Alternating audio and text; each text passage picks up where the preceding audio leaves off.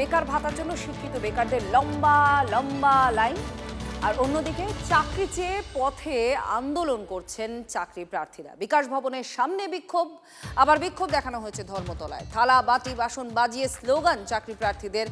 আর ধর্মতলায় স্থায়ী চাকরির দাবিতে বিক্ষোভে সামিল সিভিল ডিফেন্সের কর্মীরা। UEM Jaipur is a perfect target for prospective students aspiring for good jobs, good education with future-ready skills. ভোটের আগে বাংলায় বেকারত্বের হার কমেছে দাবি করে প্রচার চালাচ্ছে শাসক দল। বেকার ভাতার জন্য দুদিনে আবেদন করেছেন প্রায় 15 লক্ষ তরুণ তরুণী। এরই মধ্যে নিয়োগের দাবিতে জায়গায় জায়গায় পথে নামলেন প্রাথমিক ও উচ্চ প্রাথমিকের চাকরি প্রার্থীরা। সপ্তাহের প্রথম দিন সল্টলেকের রাস্তা আন্দোলনে উত্তাল। প্রাথমিকের চাকরি প্রার্থীদের কেউ তুললেন স্লোগান, কেউ বাজালেন থালা। তারা বর্তমানে বিকাশ ভবনের সামনে অবস্থান শুরু করে দিচ্ছেন। তাদের দাবি যে নিয়োগ তাদের হয়নি, তাদের নিয়োগ কমতে রয়েছে।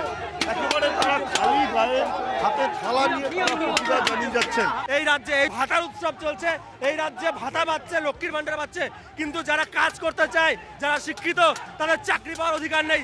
আমরা 9 বছর ধরে রাস্তায় পড়ে আছি। সুপ্রিম কোর্ট 3 মাসের মধ্যে নিয়োগ দিতে বলেছে, আজকে 9 মাস হয়ে গেল নিয়োগ দিল না। আমি রক্ত দিয়ে অপমান করব, আমরা যোগ্য। উচ্চ প্রাথমিকে নিয়োগ চেয়ে বিক্ষোভ সংগঠিত হলো ধর্মতলা চত্বরে। পথ রুখে বঞ্চনার পাঁচালি শোনালেন চাকরি প্রার্থীরা। ইন্টারভিউ বঞ্চিতদের কষ্ট কথা করিব বর্ণ। লক্ষ্মীর ভান্ডার ঢুকছে আজ প্রতি ঘরে ঘরে, উচ্চ শিক্ষিতা লক্ষ্মীরা আজ পথে আছে পড়ে। এবার যুবসাথী প্রকল্পটাও লাগু হয়ে গেল, সেই আনন্দে আত্মহারা যুবক যুবতীগুলো। উচ্চশিক্ষিত শিক্ষিতাদের কি এটাই ভবিষ্যৎ? উপযুক্ত যোগ্যতা থাকতেও বিফল মনোরথ। শুধু প্রাথমিক ও উচ্চ প্রাথমিকের চাকরি প্রার্থীরাই নন, অঙ্গনওয়াড়ি কর্মীরাও এদিন পথে নামেন। বিক্ষোভের পরে বিক্ষোভ সেই সল্টলেকে। অন্যদিকে স্থায়ীকরণের দাবিতে মিছিল করেন বিপর্যয় মোকাবিলা ও অসামরিক প্রতিরক্ষা দফতরের কর্মীরা। শুধুমাত্র শুধু ভাতা দিয়েই ছাড়ছে, কেন ভাতা দেবে? আমাদের কেন ন্যায্য অধিকারটা কেন? আমরা ভাতা চাই না, আমরা কাজ চাই, আমরা মাসে 30 দিনের কাজ চাই, মাসে 30 দিনের কাজ চাই। স্বাভাবিকভাবেই ভোটের আগে এই ইস্যুকে কেন্দ্র করে দানা পাচ্ছে রাজনীতিতে। এক্ষেত্রে মুখ্যমন্ত্রীর বলা পুরনো একটা কথা মনে করিয়ে দিচ্ছে বিরোধীরা। 14 বছরে রাজ্যের 2 কোটি লোকেরও বেশি কর্মসংস্থান হয়েছে। সারা দেশে আমরা বেকারত্বের স্থান 40% কমিয়েছি। মুখ্যমন্ত্রীর এই বক্তব্যের প্রেক্ষিতে বিরোধীদের প্রশ্ন, পর্যাপ্ত কর্মসংস্থান হয়ে থাকলে বেকার ভাতা নিতেই বিশাল লাইন কেন? পশ্চিমবাংলার যে বেকারদের ভয়াবহ চিত্র, রবিবার চতুর্দশীর দিন সেখানেও 5-7-8 লক্ষ যুবক যুবতী তারা লাইন দিয়েছেন, বাবা মা লাইন দিয়েছেন। কি ভয়াবহ চিত্র একদিনেই দেখেছেন। আলটিমেটলি ফাইনালি আবার অনলাইন করেছে। এটা সম্পূর্ণ ভুয়া। বেকার যুবক যুবতীরা এদের ফাঁদে পা দেবেন না।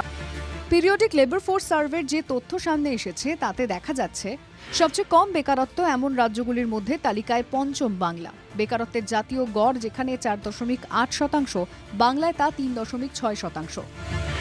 এই বিষয়টাকে অস্ত্র করেই পাল্টা সুর চড়াচ্ছে তৃণমূল। এই প্রকল্পকে লঘু করা বিরোধীরা তো বলছেন হওয়া উচিত নয়। এটা অসম্মান করবেন না, যারা লাইনে দাঁড়িয়েছেন আমরা মনে করি তাদের অপমান করবেন না। আগে ছিল কাজ এবং কাজ সাপেক্ষে বেকার ভাতা, ওটা আমরা তুলে দিয়েছি, এক্সচেঞ্জ বন্ধ করে দিয়েছি।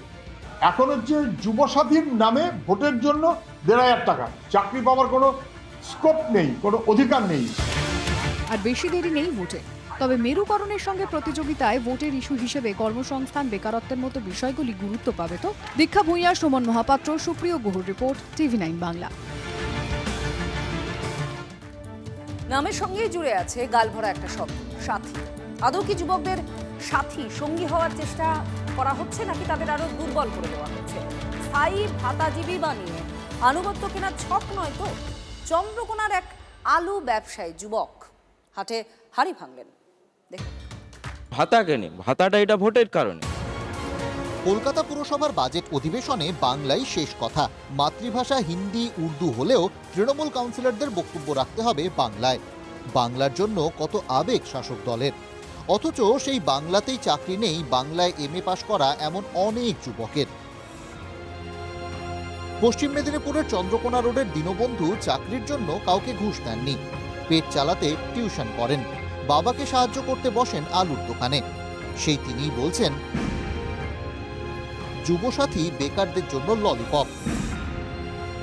সেই ক্ষোভেই নেবেন না যুবসাথী। আমি চাইনি ভাতা, সরকার এটা চাকরি দিতে চাইছেনি, চাকরি দেওয়ার জন্য ভোটার আসছে, ভোটে নেওয়ার জন্য এটা হচ্ছে আমাদেরকে ভাতা ধরিয়ে দিচ্ছে। কয়েক বছর আগে বাংলায় MA পাশ করেছেন দীনবন্ধু। শিক্ষকতার চাকরি পেতে যাতে সুবিধে হয় তার জন্য করেছেন DLEDও। কিন্তু কোথায় চাকরি? চোখের সামনে দীনবন্ধুরা দেখছেন কিভাবে যোগ্যদের চাকরি চলে যায়। রাগঢাক না রেখেই তাই বলছেন এসব প্রকল্প আসলে ভোট কেনার কৌশল।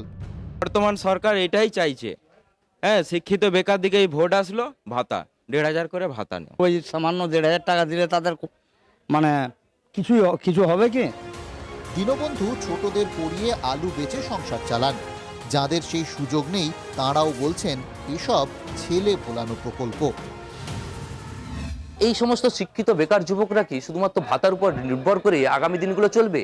এই প্রশ্ন কিন্তু তুলছেন এখানকার মানুষ। এটা ভিক্ষা মাগার মতন কেস। 1,500 টাকা কি হবে? সরকারকে এটাই বলতে চাই, শিক্ষার ব্যবস্থা যেন ভালো থাকে আর চাকরি মানুষ কেমন দেয়।